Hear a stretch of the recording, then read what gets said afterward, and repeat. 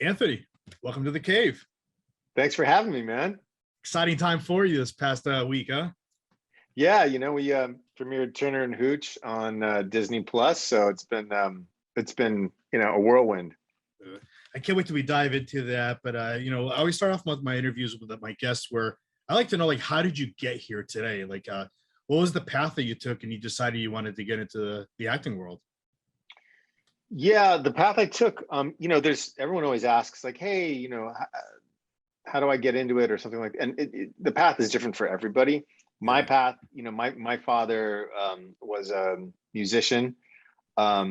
So I kind of grew up around the arts, I grew up around musicians and he played in a nightclub every night. So, when I'd go on the road with him, he'd be playing Vegas and, I'd be like, yeah, I'd be like behind the scenes, seeing the showgirls and stuff like that. And I thought the coolest thing was that they got free soda.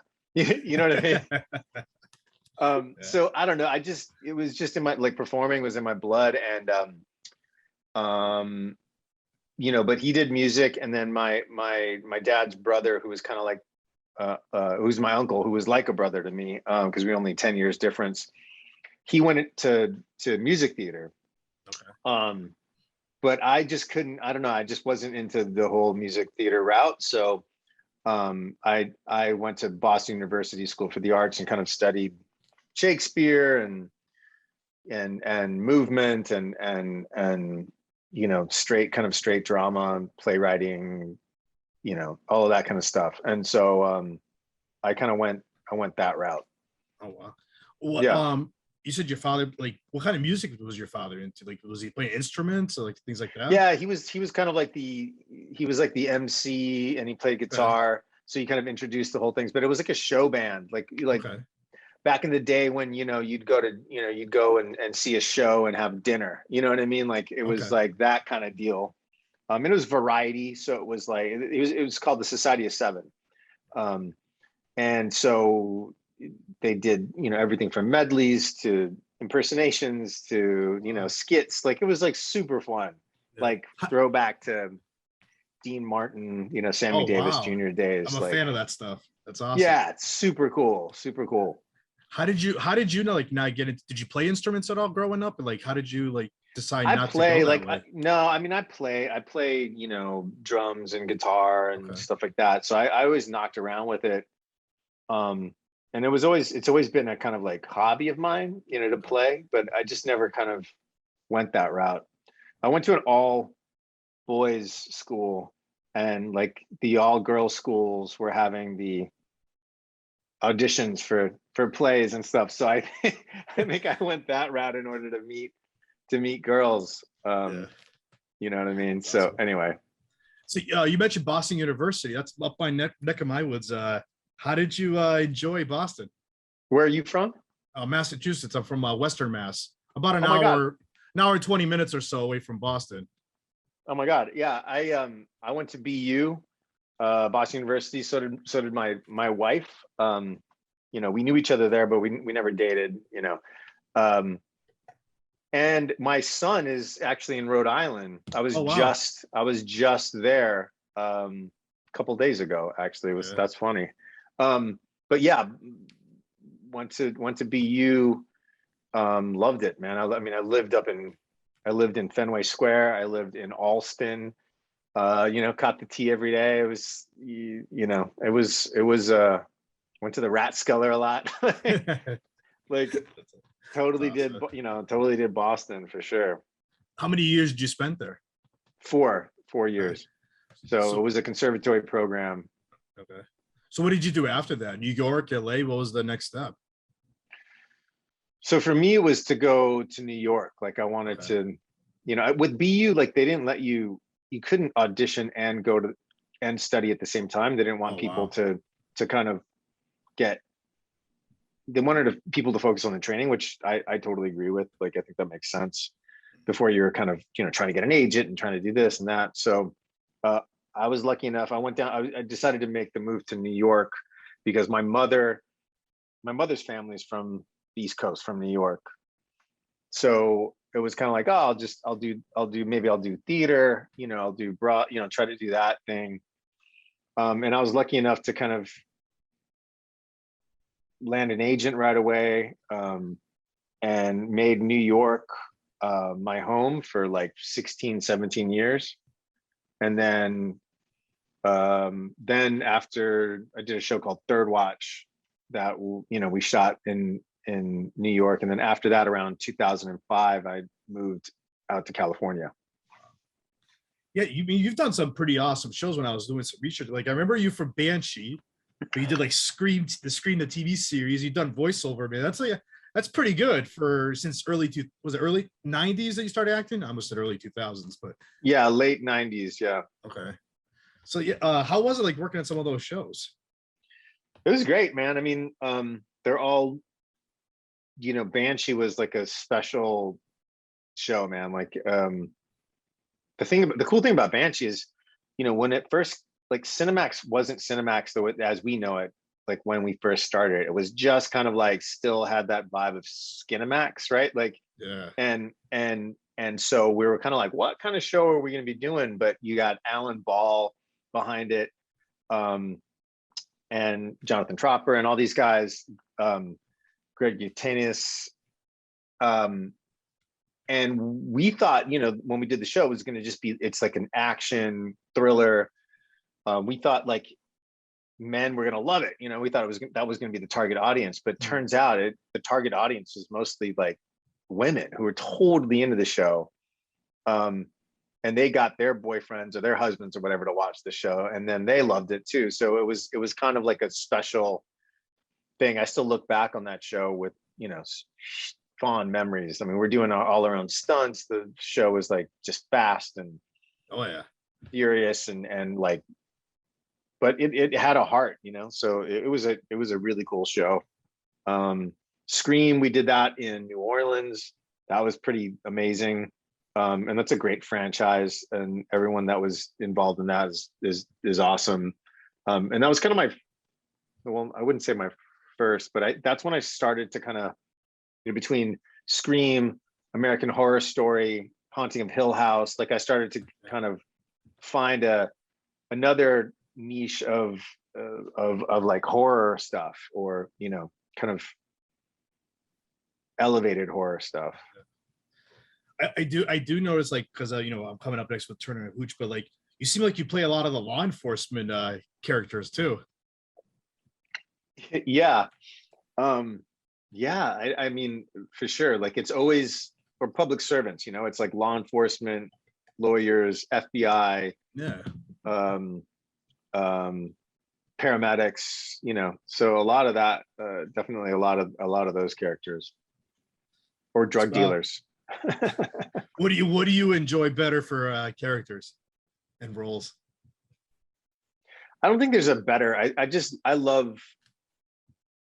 love rich characters. I love characters that are three-dimensional. I actually love challenges of characters that are seemingly unredeemable, and trying to kind of make that contradiction work. How do you make someone who is the villain or is the bad guy? How do you humanize them? How do you make it make sense? How do you make them a real person as opposed to a caricature? Yeah. So I love that challenge. I'd rather do that than play like the straight guy, the lead hero. Yeah, it's got to be fun playing the bad guy, also the villain. Yeah, for sure. So Turner and Hooch, how exciting was this project for you? So Turner and Hooch was awesome. I mean, to be able to, one of my first films was White Fang 2. That was a Disney film. And I just had an amazing time working with Disney. So to be able to team up with them again on, with Disney Plus was first and foremost super exciting. And then to be able to, kind of carry on the torch of the Turner and Hooch, franchise, or property is pretty amazing. I remember it growing up.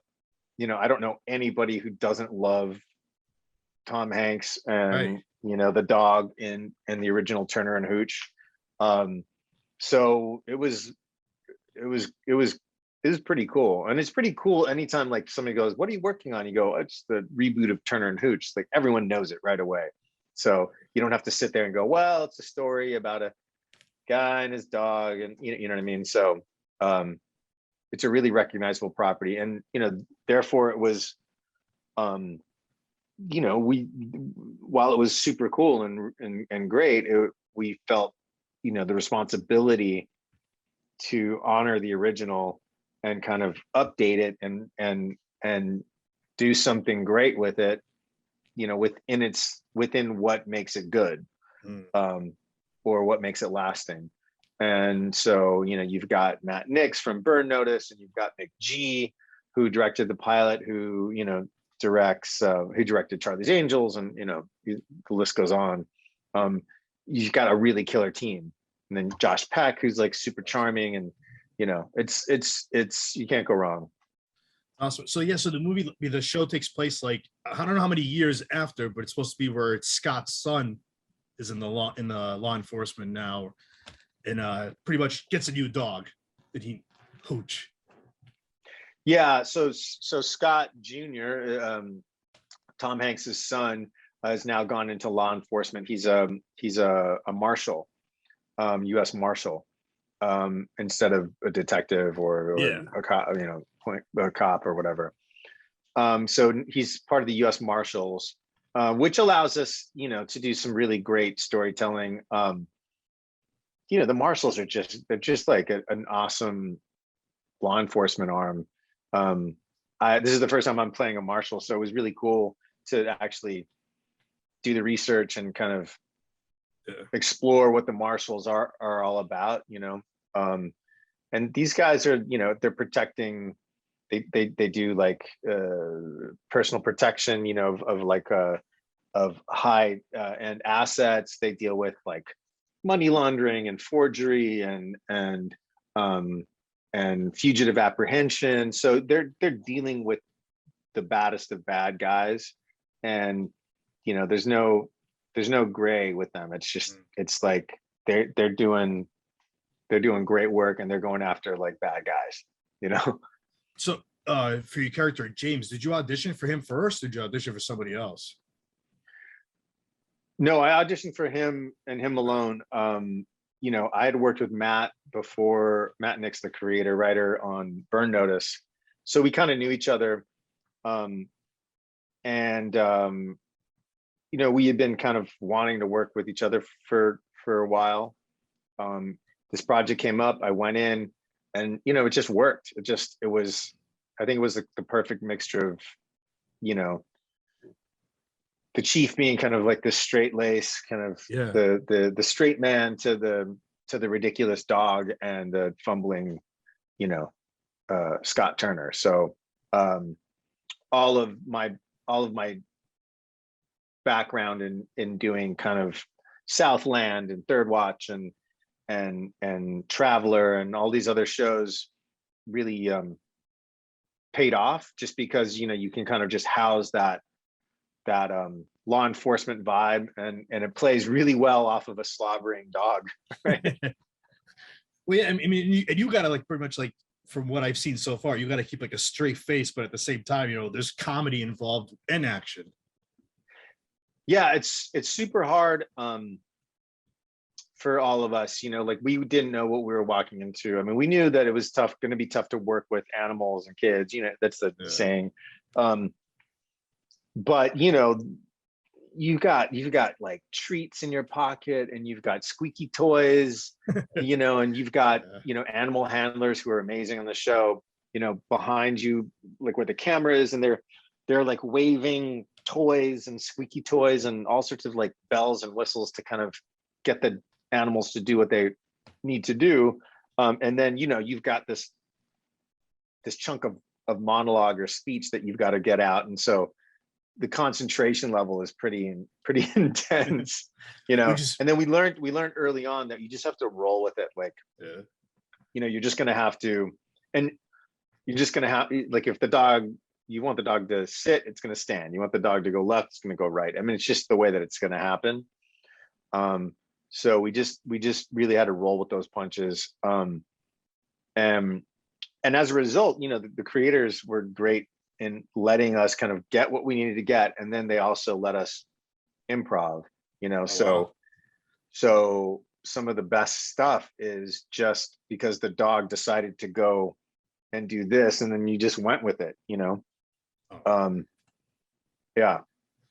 So how many episodes did you guys film for the season? We shot 12. Okay. And it's Yeah, gonna be so 12. they're still following the same. Every Wednesday an episode gets released for the next 12 weeks. Yeah, every Wednesday a new episode will drop. 12 episodes in the first season, and then, you know, hopefully we'll be doing the second season. But it's nice. The show is, you know, it's each episode is standalone, but there is a through line. Okay. You know, so you could just pick up an episode and watch it because there is a case of the week, you know, kind of like any cop show. But there is definitely an overarching kind of through line that goes throughout the first season. When did you guys film this? How long were you pretty much on set? Yeah, so we shot this all of pretty much last year. We started August of 2020. Okay. And kind of when we shot this in Vancouver, and we shot till April of 2021. So it was like solid 8 months of shooting. And it was during, you know, the pandemic, and we were in Vancouver, Canada. So we were kind of all stuck, like the quarantine, stuck in Canada. Normally you could just come back and forth. Like if you have 5 days off or something, you need to come see your family or come back to LA or whatever. But the quarantine was 14 days. So if you left, you had to quarantine for 14 days when you came back, which made it really difficult. Like you had to have a really long time off in order to make it there. And it was just tough. It was really difficult. Yeah. So like the days that you weren't on set and you were working, what were you allowed to do during all this? Like you had to just sit in your room pretty much and hang out, or?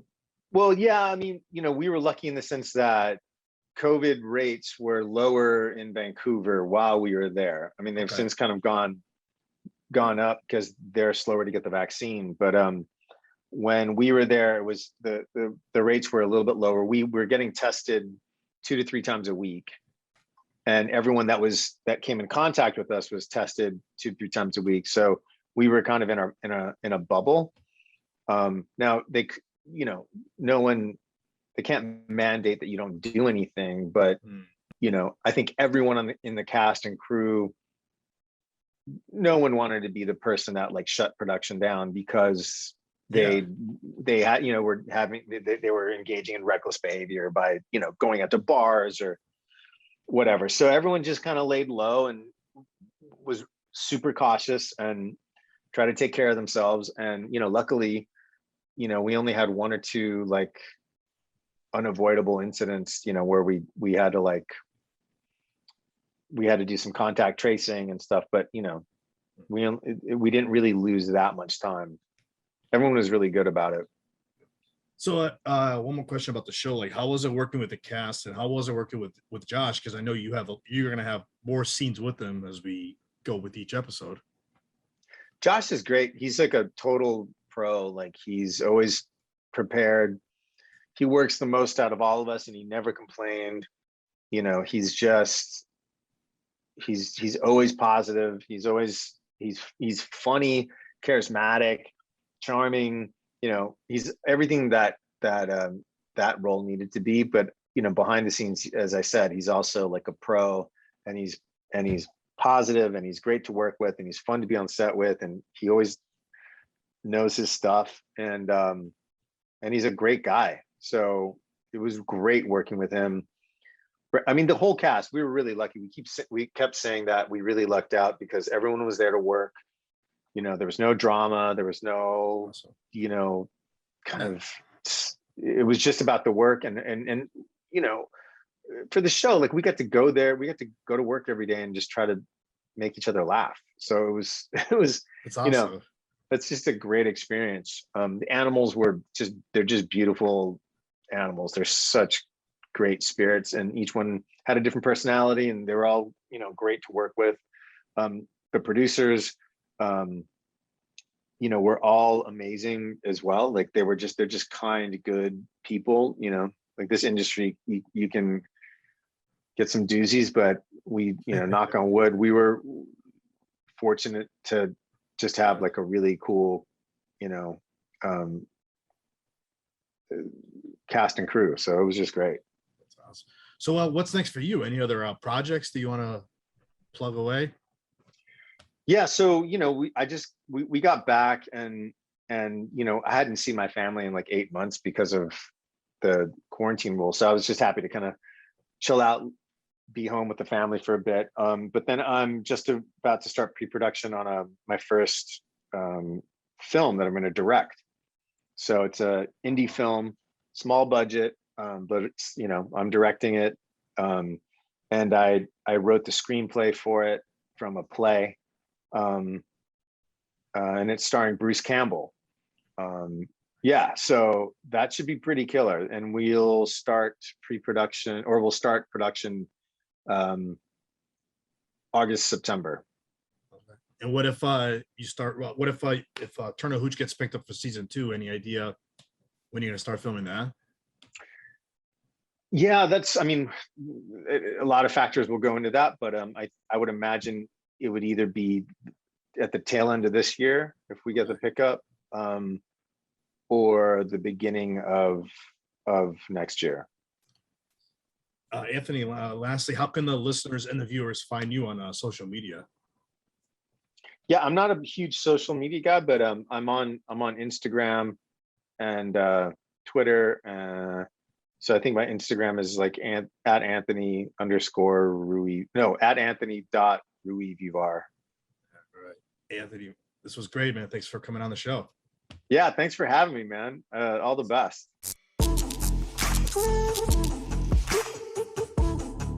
Woo!